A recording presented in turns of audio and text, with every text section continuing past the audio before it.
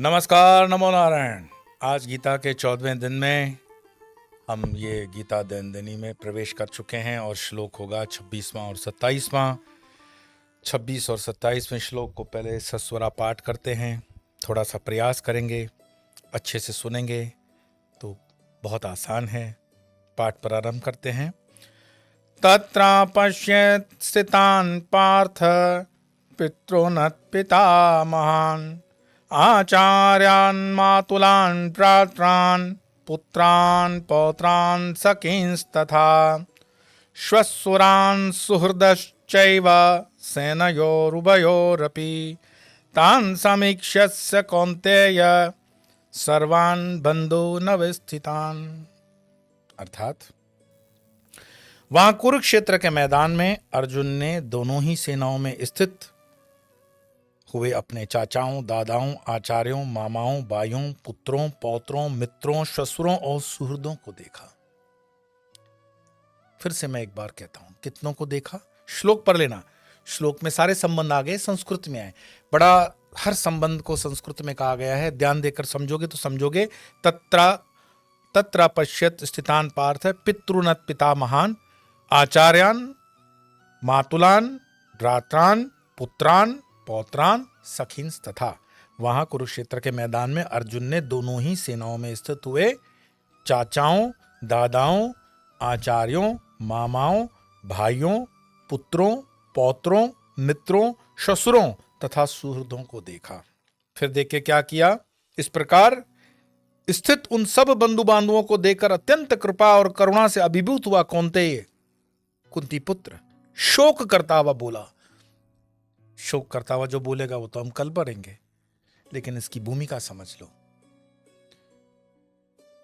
जब इतने रिश्तेदारों को देख लिया ये मेरे खिलाफ खड़े हैं, हम अपने संपत्तियों पर जब लड़ते हैं, हम अपनी प्रॉपर्टीज पर जब लड़ते हैं, हम अपने संबंधों पर जब लड़ते हैं, अरे जब पति पत्नी बच्चों की कस्टडी के लिए लड़ते हैं, क्या मूर्खता करते हो? कोर्ट में जाते हो कि बच्चा मेरे पास रहेगा कि उसके पास रहेगा। तो जब पैदा किया था तो कोर्ट से पूछ के पैदा किया था। जिन चीजों का कोर्ट से कोई लेना देना नहीं, ये तो मजबूरी है कि कोर्ट ने एक व्यवस्था दी। ये न्याय की व्यवस्था नहीं है, ये फैसले की व्यवस्था है। और ये किसकी व्यवस्था है? ये पाश्चात्य में आज भी मेरे सब्सक्राइबर जो दूर के हैं, लंदन में, अमेरिका में, कनाडा में, वो बताते हैं कि वहां का जो कानून है वो भारतीय सनातन धर्म या संस्कृति से मिलता जुलता कानून नहीं है। वहां के कानून में 16-17 साल के बच्चे को आप कुछ बोल भी नहीं सकते हो। अमेरिका या लंदन में वो जाकर पुलिस में बोल देता है। और इतना तो कपिल शर्मा के कॉमेडी शो में भी चीजें दिखा देता है। वो समझ जाओ कि वहां क्या चल रहा है। तो ये सब जब हम कोर्ट में उनकी देखा देखी हर चीज के लिए खड़े होते हैं, प्रॉपर्टी बांटना है तो कोर्ट में खड़े हो गए, बच्चों को देखना है तो कोर्ट में खड़े हो गए। ये डाइवोर्स शब्द या तलाक शब्द सनातन धर्म का है क्या? कोर्ट में खड़े होते हैं हम। सेपरेशन हमारे सनातन धर्म का शब्द है क्या? कौन से साल के अंदर आप मुझे बताओ, आजादी के बाद इस संस्कृति और सनातन धर्म की किसने बैंड बजा रखी है? हिंदू कोड बिल लाने की क्या जरूरत थी? किसने लाया था? क्यों लाया था? जब तक चिंतन नहीं करोगे, जानबूझ करके हिंदू मानदंडों पर प्रहार करने के लिए, हिंदुओं को नरक फील करवाने के लिए इस देश में ऐसे कानून लाए गए। हिंदुओं की पढ़ाई से पूरा का पूरा धर्म उठा लिया और जो माइनॉरिटी के नाम पर उनको सारा धर्म दे दिया। उस वक्त हमारे संत महात्मा क्या कर रहे थे? आज जो राम मंदिर के ऊपर इतनी चिल्लम चिल्ली करते हैं, वो तब क्या कर रहे थे? ये 75 साल के अंदर कांग्रेस की सरकारों ने इस सनातन धर्म को चोट करने का एक मौका भी गवाया क्या? उनके लिए तो राम भी काल्पनिक है, राम सेतु भी काल्पनिक है, और आज निमंत्रण चाहिए उनको। महाभारत ऐसा नहीं है कि कृष्ण के काल में हुआ। महाभारत तो यहां रोज हो रहा है। महाभारत यहां प्रत्येक दिन हो रहा है, प्रत्येक परिवार में हो रहा है, प्रत्येक के हृदय में हो रहा है, स्व के हृदय में भी हो रहा है, अगर अधर्म के साथ हो तो। जिसके साथ धर्म है, जिसके साथ गुरु है, जिसके साथ इष्ट है, जिसके साथ मंत्र है, जिसके साथ कोई निष्ठा है, जिसके साथ कोई अनुष्ठान है, कृष्ण उसके साथ हैं। चाहे वो स्वरूप में हो या न हो। कृष्ण सदैव है। और अगर आपकी कृष्ण के ऊपर आस्था नहीं है, किसी और स्वरूप में भी आस्था है, तो कोई दिक्कत नहीं है, उससे कोई परेशानी नहीं है। वो तो साकार भी वही है, निराकार भी वही है। त्वमेव माता च पिता तुमेव, तुमेव बंधु च सखा तुमेव, तुमेव विद्या च द्रविणम तुमेव, सब कुछ तो वही है। आप जिस भी स्वरूप में उसको लो, जिस भी संबंध में लो। लेकिन अगर ये मेरी आवाज, अगर ये आज गीता के माध्यम से मैं कुछ अनटच्ड उन लोगों तक पहुंच सकता हूं जो कोर्ट के कचहरी के चक्कर में बर्बाद हो जाते हैं, मैं उनसे निवेदन करूंगा, अपने जीवन की ऊर्जा को, अपने जीवन की अर्जित की हुई इस बहुमूल्य संपत्ति को ऐसे बर्बाद मत करो।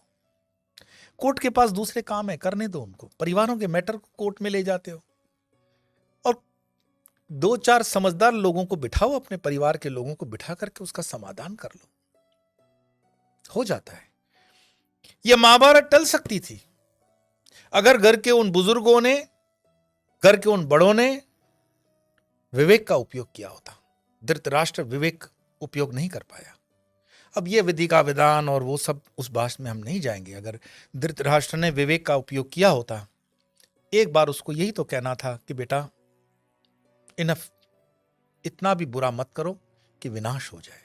हो तो गया विनाश, लेकिन ये बोल देता, सपोज इफ एंड बट्स में बात है, तो आज हम ये गीता भी तो नहीं पढ़ते। लाइट नोट पे बोल रहा हूं। परमात्मा पीड़ा के बाद प्रसाद देते हैं, वो परीक्षा लेते हैं कि ये मेरा भक्त इस परीक्षा से निकलता है कि नहीं निकलता है।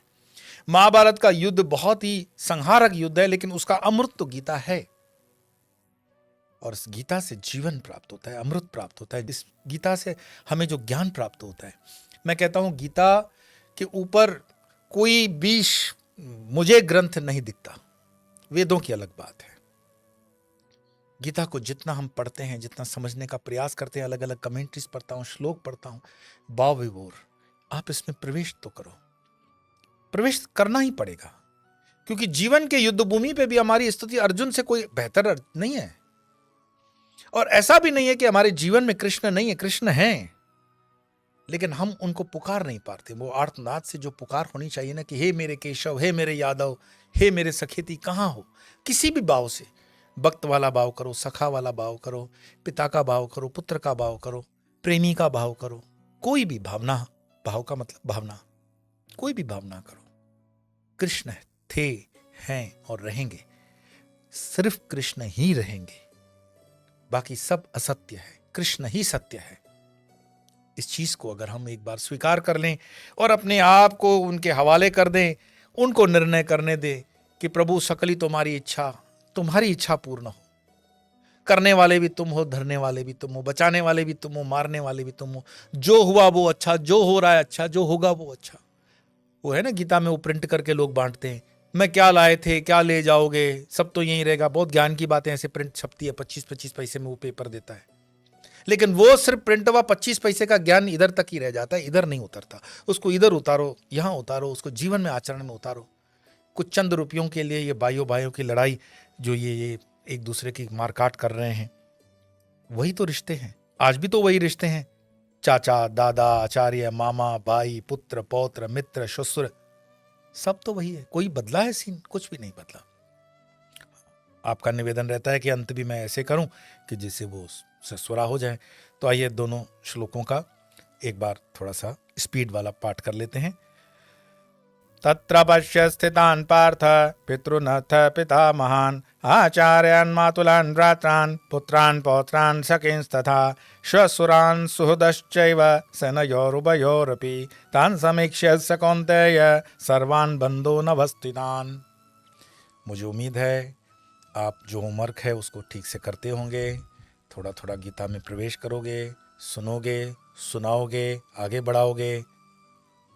बढ़ेगा भारत, पढ़ेगा भारत, गीता से बढ़ेगा भारत। गीता अद्भुत ग्रंथ है, जितना प्रवेश करोगे इतना अनुभव से आपको भी लगेगा। आज इतना ही, कल फिर नए दिन नए श्लोक में हम प्रवेश करेंगे। 15वां दिन श्लोक होगा 28 और 29। तब तक के लिए नमो नारायण।